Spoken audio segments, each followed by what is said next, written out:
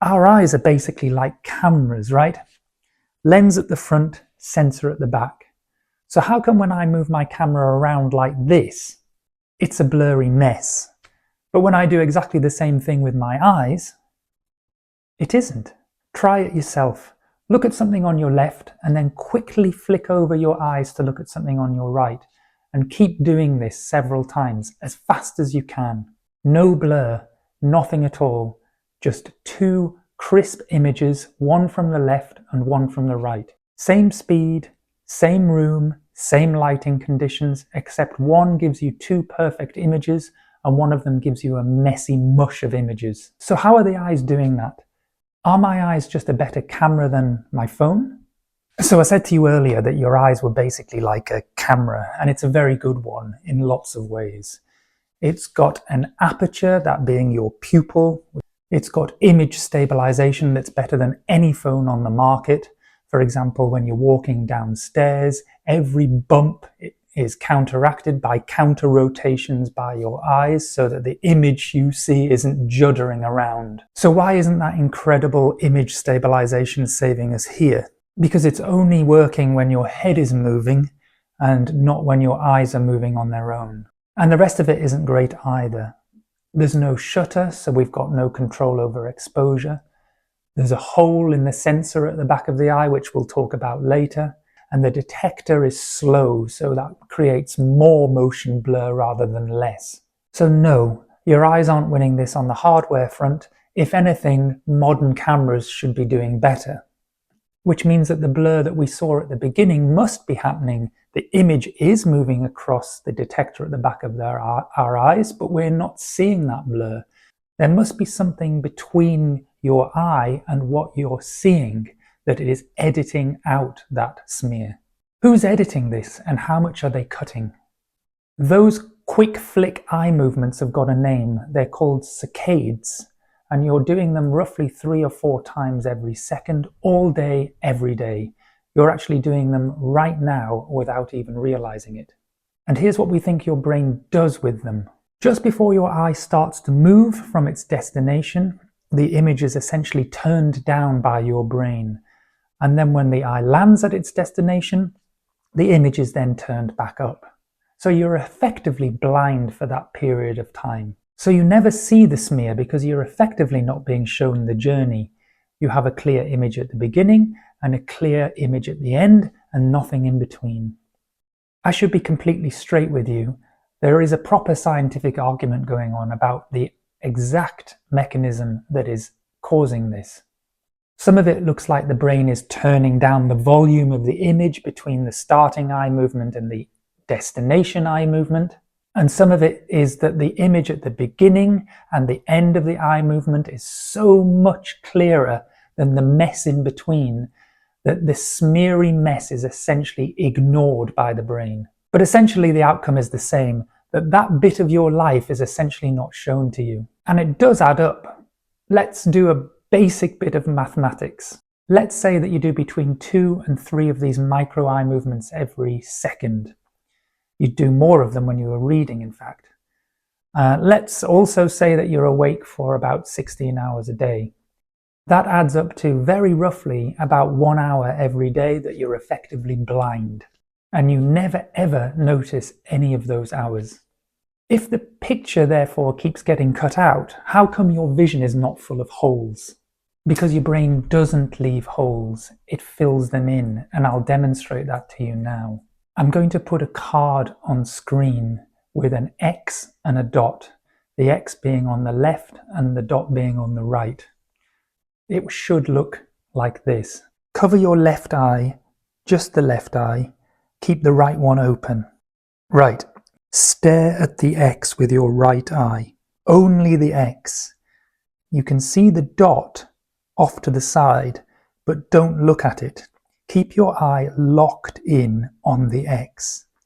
Now, move your head closer towards the screen very slowly, or if you're holding your phone, move the phone slowly towards your head.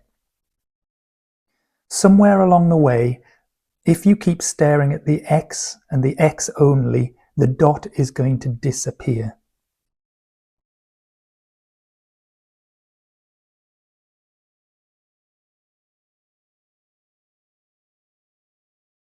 There, it's gone. And it's back. It's gone. And it's back. That's your blind spot, and it corresponds to where the optic nerve leaves the back of the eye, and there's nothing there. No detectors at all. Everyone has it in both eyes, and it's not that small. So, where is that hole, and why have you never seen it before? Here's the bit that matters.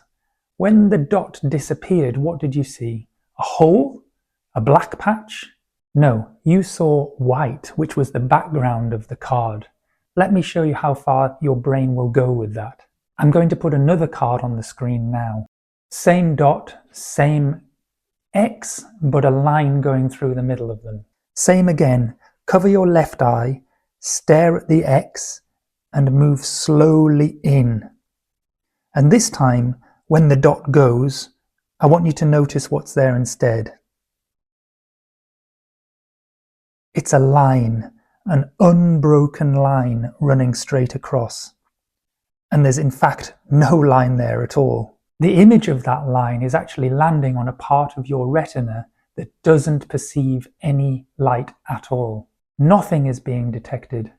No image is being sent to your brain. Your eye has seen the line coming from your left-hand side and seen the line coming from your right-hand side and filled in the gap for you. It didn't warn you that there was a gap there. You didn't need to think about how to handle it. Your brain simply filled it in with something that it thought looked about right. And you've been living with this in both eyes all of your life and never noticed it. Which brings me to patients I see fairly often in clinic.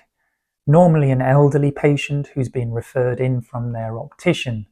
I ask them if they have any trouble with their vision and they say, no bother at all. I look at the back of their eyes and I see something unusual about their optic nerve. On the screen now you can see a normal optic nerve on the right and an optic nerve that looks different on the left. That's glaucoma, and it looks on this image to be fairly advanced. So I organise visual field testing where you sit in front of a machine, one eye at a time is tested, and you have to press a button when you see a very, very faint light flashing. Don't get me wrong, it's a very difficult test to do and sometimes takes several times to practice. It maps out what the patient can see in their vision. What you can see here is the black part of this visual field is where the patient has missing vision. Now, when people see this themselves or hear about it, they just assume that the patient is playing it down or being stoical, but they're not. They're not in denial. Those visual field defects are genuine, and the patient genuinely is unaware of them. His good eye has been quietly covering for the bad one. It came on slowly over many years, and as a consequence he's never noticed it. And a lot of what he has lost wasn't fine detail, it was his peripheral vision, which, believe it or not, most of the time we're unaware of. And there's another reason he didn't notice, and you've just experienced it a few minutes ago. Some of the gap gets filled in the same way as we experienced with the dot a few minutes ago. The brain fills in the gap with details that it thinks looks about right from the background. So the patient wasn't seeing darkness, he was seeing wallpaper or trees, whatever was going on in the background. None of it really there, but very convincing. Which brings me to something worth saying. Have we ever seen any information leaflets or posters when you go to opticians about glaucoma? You'll often see it being described visually as tunnel vision with a black circle around people's peripheral field. That's mostly wrong. When you sit down and talk to patients with glaucoma, they very rarely describe black or missing patches in their peripheral vision. In fact, that's what makes glaucoma so dangerous.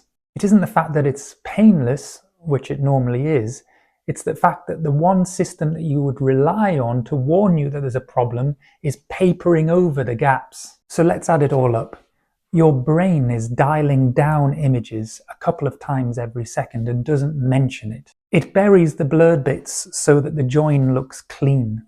And it paints over a permanent hole in each eye with its best guess of what ought to be there. So you're not watching the world as it is, you're watching an edit of that world put together by your brain, which is why in my clinic, the sentence, "Oh, my vision is fine," is probably one of the least reliable sentences I hear. Not because people are lying, it's because they're asking their brain if there is anything wrong with their vision, and it's the brain that's doing all of the covering up, which is why it's important in clinic not just to ask, but also to test.